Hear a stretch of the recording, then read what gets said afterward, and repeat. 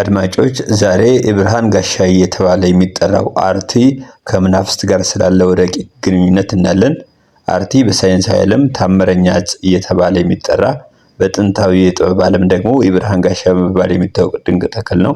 ይህ ተክል ከጭቁኝ ቤተሰብ የሚመደብ ቢሆንም የራሱ የሆነ ረቂቅ ሰላማዊ ንዝረት አለው። አርቲ በውስጡ አርቴሚሲን የተባለ እጅግ ኃይለኛ ንጥረ ነገር የያዘ ሲሆን ይህም በዓለም አቀፍ ደረጃ ለወባ ሕክምና እንደ ዋነኛ መሳሪያ ያገለግላል። ተክሉ በባህሪው መራራ ቢሆንም ጠረኑ ግን አእምሮን የሚያነቃቃ መንፈስን የሚያድስ ነው። አርቲ ከመናፍስት ጋር ያለውን ቁርኝነት ጥቅሟን በዝርዝር እናያለን።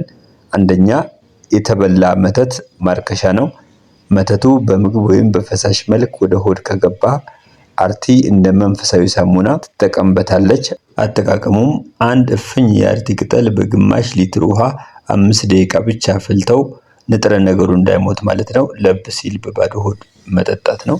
እንዴት ያረክሳል? አርቲ በውስጡ ያለው መሬትና አርቴሚሲን ንጥረ ነገር ወደ ደም ውስጥ ሲገባ ከመተት መልክ የተሰሩትን መርዛማ ንጥረ ነገሮችን ይበጠብጣቸዋል። ሰውነታችን ያንን ነገር እንደ ባዕድ አካል እንዲተፋው ስለሚያደርግ በሽንት ወይ በላብ አማካኝነት መርዙ ይወጣል ማለት ነው። ይሄ መተት ማለት ነው። ሁለተኛ ለዓይነ ጥላ መቁረጫ ይሆናል።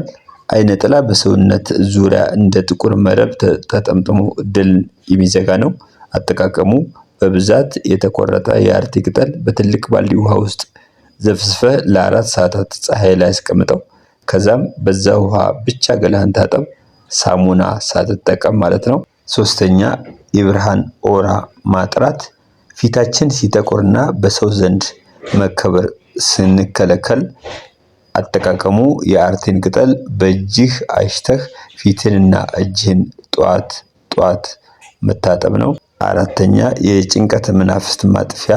ያለ ምክንያት ፍርሃትና ጭንቀት ሲሰማህ አጠቃቀሙ የአርቲን ቅጠል በከሰል ላይ አድርገህ ቤትህንና ራስን ታጠን። አምስተኛ የቤት ጥበቃ። አጠቃቀሙ የአርቲን ቅጠል ከደጃፍ ላይ ስቀለው ወይም በበር ዙሪያ ውሃውን ርጨው።